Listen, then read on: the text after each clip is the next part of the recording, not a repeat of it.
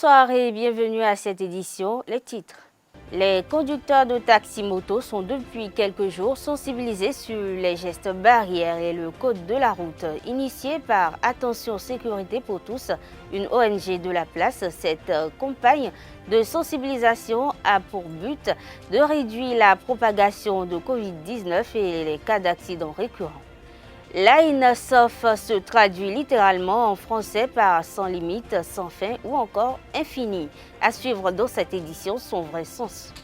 Une assemblée générale statutaire a réuni les acteurs du football béninois ce vendredi à Grand Popo. Au menu des échanges, l'ouverture de la saison sportive 2020-2021 fixée au 30 septembre prochain et la gestion de la Fédération béninoise de football présidée par Mathurin de Chacus. Chaque enfant qu'on enseigne est un homme qu'on gagne. L'école est le lieu par excellence de l'éducation. Esaü.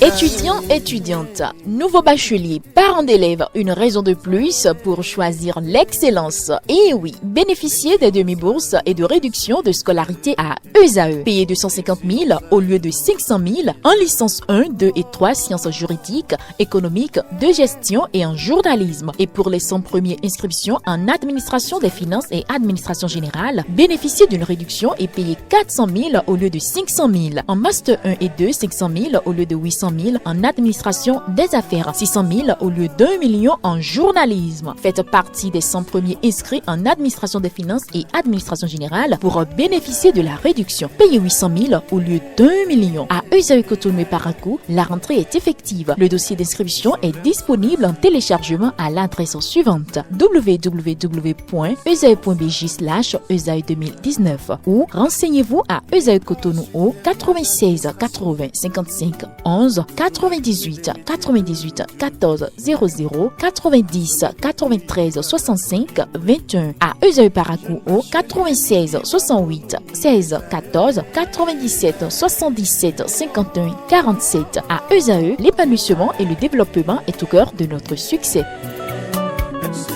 Esaü, l'excellence a un nom.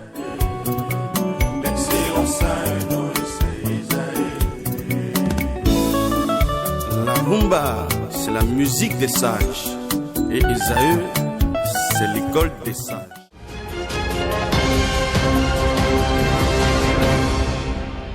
Bonsoir à toutes et à tous. Dans une correspondance en date du 10 septembre 2020 et adressée au président français Emmanuel Macron, 4 citoyens se réclamant de l'opposition béninoise ont appelé la France et la communauté internationale à la rescousse. Selon eux, le Bénin traverse une crise de grave recul démocratique. Rencontrés dans les rues de Cotonou, quelques citoyens béninois opinent sur la question. Ils sont au micro de Snell Toli et Carles Kitome. D'abord, avant de parler, il faut que nous-mêmes, les Africains, nous posons des questions. Pourquoi c'est toujours la France qui va régler les problèmes africains? Pourquoi? La France? Non. Quand j'entends ça là, ça m'énerve parfois. Nous sommes des Africains, nous sommes des frères béninois ici. Quel que soit le problème. Pourquoi ne pas régler entre nous ici? Entre nous ici, non. Je pense que vraiment le président Talon a tout le pouvoir de régler ces petits problèmes là au Bénin ici pour que la paix règne dans notre pays. On n'a pas besoin d'aller en France pour régler les problèmes béninois. Non. Moi, je suis contre ça là. Si les opposants, s'ils ont besoin de quelque chose, moi, je me prosterne aux pieds du président même pour qu'il pardonne ces béninois là. Jusqu'à présent, la France ne sait pas s'ingérer dans l'affaire du Bénin. Ceux qui l'ont invité le souhaitent qu'il s'ingère. Mais c'est la manière que la France doit composer pour gérer, puisque c'est un pays colonisateur. Il a 1000 moyens pour aller là où on veut aller. Ces 4 opposants qui vivent en exil, ils appellent le président Emmanuel Macron, président français, au secours. Oui, ces messieurs-là, ils sont en désespoir de cause. Et vous savez, c'est un aveu d'impuissance. Les cris, bon, ils ont voulu lancer une sonnette d'alarme. Donc, un cri de détresse pour quelqu'un qui est impuissant, qui il ne peut rien faire devant ce monsieur. Donc, sa machine, comme ils l'ont fait de façon flagrante, ils devaient le faire discrètement. Sinon, les gens vont croire que bon, le président français sera un donneur de leçons pour nous. On est déjà indépendant, on est déjà souverain. La France ne doit pas s'ingérer de façon flagrante sur nos affaires. Mais vous savez, en diplomatie, la France peut jouer le jeu en faisant une pression sur le président Talon par le biais de son ambassadeur. Si ces gens ont jugé bon de saisir la France, c'est parce qu'ils ont vu que la France est le pays colonisateur. Et si la France peut-être vient parler au président, il va mieux écouter la France que... Le coronavirus fait des ravages et tout le monde s'en préserve. Mais à ce jour, les accidents de la route tuent plus que la Covid-19 au Bénin. Fort de ce constat, l'ONG Attention Sécurité pour tous a initié une campagne de sensibilisation à l'endroit des conducteurs de taxi-moto pour les exhorter à observer les gestes barrières, mais également et surtout à respecter le code de la route. Dans ce cadre, les membres de cette ONG ont pris d'assaut les émigrants situés à côté de la morgue du CNHU Hubert Koutoukou-Maga de Cotonou. Cette opération qui fédère les émigrants en ce lieu où ils ont l'habitude de se reposer se déroule du 14 septembre au 28 septembre prochain. Suivez un extrait de la présentation du projet fait au micro de Kales Kitome et Osnel Toli par Bruno Arwangan, le président de l'ONG, le 17 septembre. Le coronavirus tue et l'accident de la route tue aussi. D'après ce que nous avons constaté dans notre pays, le Bénin, d'abord nous profitons pour remercier aussi les autorités qui ont su prendre des dispositions à temps pour faire face au coronavirus. Ce qui fait qu'il y avait les cordons sanitaires, non, les cordons pour nous empêcher d'aller dans d'autres localités. Et il y a lave les mains, cache-nez, qui même à faire les forces de l'ordre ont eu à mettre une pression pour que personne ne désobéisse. Donc ça a été rapide, on a pris en compte. Et dans cette période où tout le monde, tous les Béninois et les autorités ont quand même pris des dispositions pour lutter contre les coronavirus. En ce moment, il y a des agents qui se produisent et les gens sont en train de mourir. Au moment même où il y avait un cordon, les gens mouraient, c'est-à-dire s'entretuaient à l'intérieur de là où ils sont dans un cadre où ils ne peuvent même pas aller dans d'autres localités. Donc nous sommes en train de voir que, comme vous le savez, dans notre pays, le Bénin, chaque année, il y a plus de 700 tués. Et chaque jour que Dieu fait, 2 Béninois sont tués sur nos routes. Et lesquels Béninois? Les Béninois qui sont dans la jeunesse, c'est-à-dire de 19 à 29 ans, qui sont la tranche d'âge, ces Béninois qui sont décédés sur nos routes chaque jour. Au moment où ils sont en train de lutter contre le coronavirus et l'accident de la route, est en train d'emporter, je suppose même qu'il a fait contrat ou bien fait un pacte avec l'accident de la route, et tout le monde a braqué les armes sur le coronavirus. Et l'accident lui est en train de tuer de l'autre côté. Pour tuer, il faut voir le chiffre. De février aujourd'hui, on n'a pas encore 100 tués par le coronavirus. Allez voir le chiffre pour l'accident de la route. On a déjà dépassé 300. Et ce qui est sûr, avant d'aller fin d'année 2019, on aura au moins plus de 700.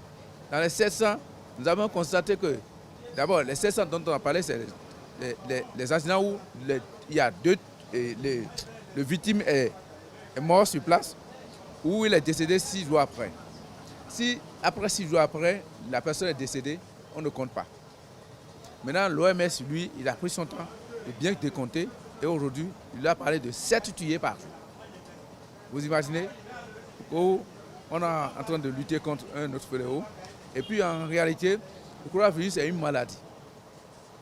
Mais l'accident de la route n'est pas une maladie, c'est un comportement qu'il faut corriger.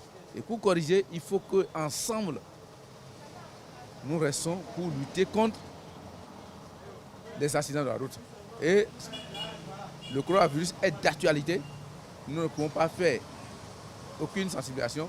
Nous ne pouvons pas faire une sensibilisation sans faire un regard sur le coronavirus et faire un rappel. Actuellement, nous sommes en train de faire une sensibilisation pour une durée de 2 semaines. Les troubles neurologiques sont définis comme des maladies nerveuses centrales ou périphériques. Ils affectent soit le cerveau, la moelle épinière, les racines nerveuses ou le système nerveux, etc.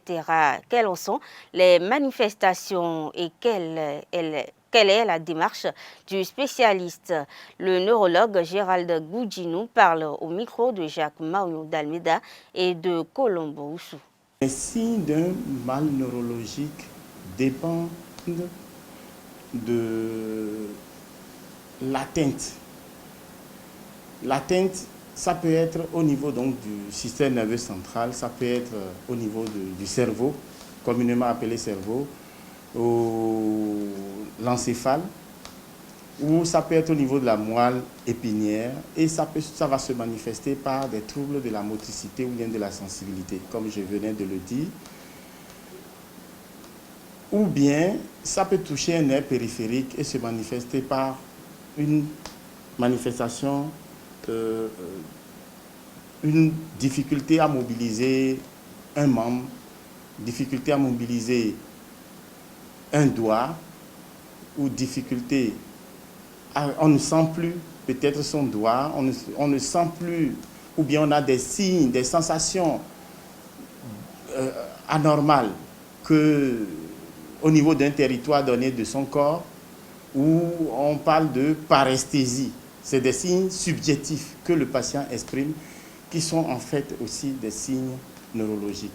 Donc, ces signes diffèrent selon l'atteinte. Ça dit, ce n'est pas des signes qui sont fixes, figés, mais selon les plaintes du patient, on arrive à rechercher l'origine et on trouve que c'est une origine neurologique. La consultation neurologique se passe en plusieurs étapes. D'abord, déjà quand le malade entre dans ton bureau, il y a le diagnostic du premier coup d'œil, c'est-à-dire comment le patient marche. La marche du patient, déjà, sa physionomie, comment tu le vois, comment il se présente, tout ça, c'est des signes qui t'orientent déjà. Et quand le patient vient s'asseoir, tu lui demandes les manifestations qu'il ressent, il pose son problème, et c'est l'interrogatoire qui est très important. Selon les descriptions des signes du patient, vous pouvez déjà avoir une idée des hypothèses diagnostiques que vous pouvez poser. Et par la suite, vous demandez les antécédents du patient. Si le patient est hypertendu, diabétique, drépanocytaire, s'il a une maladie qui évoluait déjà chez lui, qu'il avait déjà avant, donc de venir pour un problème neurologique, tu essayes donc de faire la liste de tout ça pour voir le lien de ces pathologies qu'il avait avec la nouvelle pathologie qu'il a maintenant. Sa profession, parfois, aussi peut orienter pour savoir s'il peut présenter un mal neurologique lié à sa profession. Donc, cet interrogatoire recherche donc ces antécédents-là et puis, par la suite, vous l'examinez. Comprendre le mystère de l'Aïn-Sof, c'est comprendre la vraie Kabbale dont personne ne parle depuis le temps de Moïse, selon le psychothérapeute Sylvain Kouassi, qui l'a défini comme la vraie Kabbale. Pour plus de précision, je vous invite à le suivre et à écouter son explication recueillie par Jacques Mario d'Almeida. L'Aïn-Sof est la vraie Kabbale, qu'on n'en parle pas. Les Juifs, les rabbins, depuis Moïse, n'ont pas parlé. C'est ce qui a permis à Moïse de casser le monde au temps de l'Égypte. Les eaux de Moïse, l'eau qui a la forêt, tout a pris feu, c'était le mystère de l'Aïn-Sof. Quand on pense qu'on voit la Kabbale déjà, la Kabbale n'est qu'une traduction d'un peuple. Beaucoup pensent par ignorance que la Kabbale vient du peuple d'Israël. Non. Le nom même Israël n'est pas pour le peuple juif, non. Le mot Israël vient de l'Égypte antique. Ça renferme deux noms, simplement, Isis, Ra, El. Donc, voilà, Isis, Ra, et elle, ça fait Israël. C'est tout. Donc, c'est Vénus et Soleil qui constituent Israël. Et le mystère d'Aïn Soft, en le regardant attentivement, c'est facile à comprendre. On a Aïn Soft, au-dessus de 1. Donc, au-dessus de la raison humaine, au-dessus de la pensée cartésienne, rationnelle, il y a un monde inconnaissable qu'on ne peut pas y aller. Mais ce monde inconnaissable n'est pas un, il est plusieurs. C'est parce que les Juifs, les anciens Égyptiens ont employé le mot Aïn. Aïn qui veut dire 16. Sauf veut dire illimité. Les 16 illimités. Les 16 qui sont au-dessus de la raison humaine. Les 16 secrets qu'on ne peut pas en parler aux profanes. C'est au-delà de la preuve. Dans la Genèse, on écrit Dieu a créé l'homme et la femme. L'Elohim à l'image de l'Elohim. Donc c'est deux principes qui ont été créés. Et deux fait, elles se moquent de la multitude.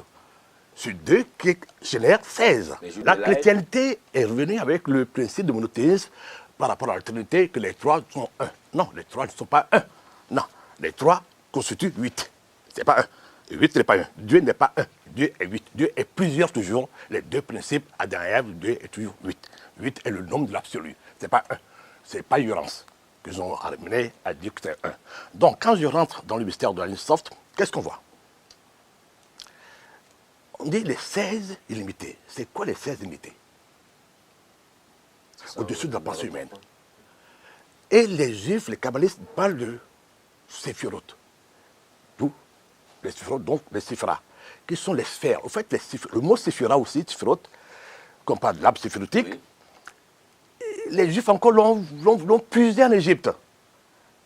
Et le mot Séphiret n'est pas même dans le langage. Ils l'ont emprunté à l'Égypte antique. C'est parce que c'est le voyage, c'est Pythagore, l'enfant Hélène, qui a fait le voyage en Égypte. C'est vrai, beaucoup d'enfants Hélène ont fait le voyage en Égypte, mais le seul qui était accepté dans le temple de Dieu, c'était Pythagore. C'est parce que son nom veut dire Pythie, l'enfant de l'oracle. Donc, quand tu vas, les temples de l'Égypte, aujourd'hui, je suis désolé, beaucoup d'égyptologues aussi, bon, entre parenthèses, racontent beaucoup de conneries. L'Égypte des dieux n'est pas l'Égypte des nations. Non, c'est pas pareil. À l'époque, quand tu vois 9600 avant Jésus-Christ, les temples de l'Égypte, ce n'est pas les temples physiques. Non, c'est les temples en dangrane. On ne peut pas aller avec le corps physique. C'est un dédoublement. C'est pour ça qu'aujourd'hui, la Rose-Croix a gardé le temple de la cathédrale de l'âme. Et la Rose-Croix dit, pour rentrer dans cette cathédrale de l'âme, il faut pratiquer la méthode qu'on appelle le Liber 7-7. Tu vois, le Liber 7-7 que nous correspond chez nous à la calebasse. Donc, il faut que tu sortes ton corps. C'est le corps astral qui peut rentrer dans ce temple. Donc, c'est vrai, il n'y a pas de temple physique en Égypte. Les acteurs du football béninois se sont réunis ce vendredi en assemblée générale ordinaire statutaire à Grand Popo. Au terme des travaux, les délégués ont décidé de l'ouverture de la saison sportive 2020-2021 le 30 septembre prochain. Un peu plus tôt, les inscriptions sur le transfer matching system vont démarrer le 21 septembre 2020 au niveau des clubs de Ligue 1, Ligue 2 et Ligue 3, puis le 10 novembre pour le football béninois. Quant à la date du démarrage des championnats, l'Assemblée générale a donné quitus au comité exécutif de la fixer en prenant en compte les décisions gouvernementales sur la gestion de la crise sanitaire liée au coronavirus. Concernant le bilan de la santé 2019-2020, les délégués ont apprécié la gestion du président Mathurin de Chacus et de ses pairs du comité exécutif de la Fédération béninoise de football FBF et adopté à l'unanimité les différents rapports y afférents. Quentin Toussaint Didavi, le directeur sportif de l'AFC, a représenté le club universitaire à ce congrès. L'actualité hors de nos frontières ce vendredi démarre par le Mali où la junte a décrété 3 jours de deuil national en mémoire de l'ancien chef d'État Moussa Traoré. En France, le ministre de la Justice Moretti Dupont a ordonné une enquête contre 3 magistrats. Et puis en Israël, les pèlerins bloqués à la frontière Bélarus-Ukraine sont appelés à rentrer chez eux. Une signature d'Inès Colombe. Le colonel Assimi Goïta, chef de la junte au pouvoir au Mali, a décrété 3 jours de deuil national en mémoire de l'ancien chef d'État et président de la République Moussa Traoré, mort à l'âge de 83 ans le mardi 8 septembre 2020 à Bamako. Personnalité controversée ayant pris le pouvoir par les armes en 1968, il dirigea le Mali entre 1968 et 1991 avant d'être renversé par un coup d'État militaire. Ces dernières années, il a été très écouté par la classe politique malienne au point d'être surnommé le sage de Bamako. Son décès est intervenu alors que le pays traverse une crise politique après le renversement du président démocratiquement élu Ibrahim Boubacar Keïta. En Côte d'Ivoire, Guillaume Soro, l'opposant et ancien chef rebelle, a réaffirmé qu'il maintient sa candidature de manière ferme, irréductible et irrévocable hier jeudi 17 septembre 2020 lors d'une conférence de presse. Il a aussi appelé l'opposition à s'unir pour des élections transparentes et stopper le président sortant Alassane Ouattara à une nouvelle aventure présidentielle. L'ancien chef rebelle s'appuie notamment sur une ordonnance rendue 48 heures auparavant par la Cour africaine des droits de l'homme, CADH, qui ordonne à l'État ivoirien de lever immédiatement tous les obstacles empêchant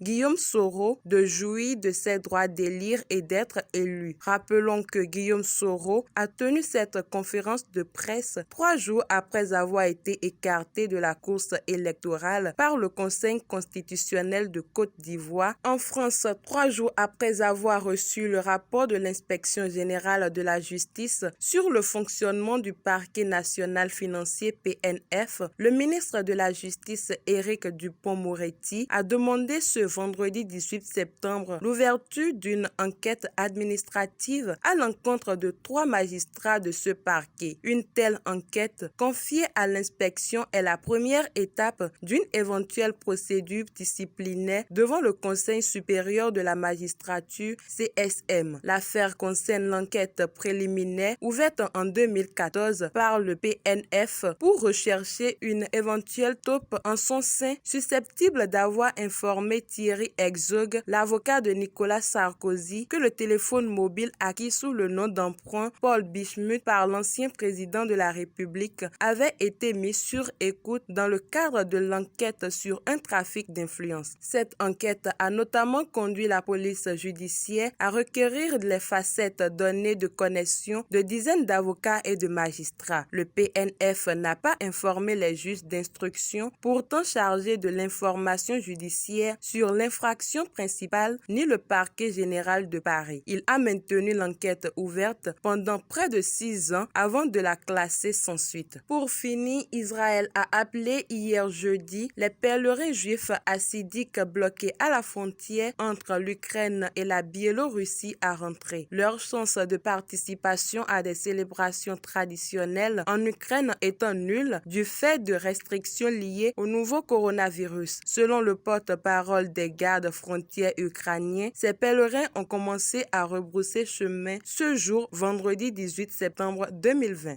Mesdames et messieurs, c'est la fin de cette édition. Merci de l'avoir suivi et n'oubliez surtout pas de respecter les mesures barrières, les gestes officiels en vue d'éviter la propagation du coronavirus. Merci et bon week-end à toutes et à tous.